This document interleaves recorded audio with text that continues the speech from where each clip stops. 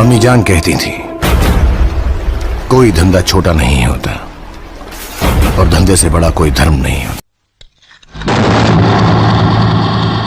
रामदीन, कौन बोल रहा है?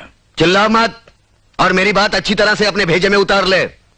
तूने मेरी राख मंगवाई थी टीका लगाने के लिए, मैंने तेरे भड़वों की राख भेजी है, पूरे बदन को लगा ले। ठंडा कर, अपना भेजा ठंडा कर। चतुर सिंह के आदमियों की चिता जलाना तुम जैसे पागलों की बस की बात नहीं है। ठंडा कर। यकीन नहीं आता तो उस राख को मसल कर देख, तेरे पालतू कुत्ते की निशानियां उसमें मौजूद है।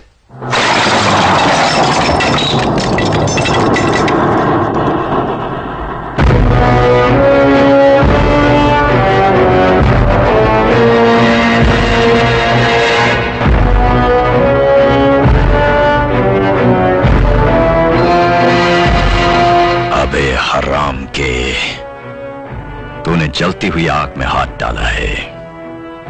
हम तुम्हें ऐसे जलाएंगे कि तेरे चाहने वालों को गंगा में बहाने के लिए तेरी राख भी नसीब नहीं होगी।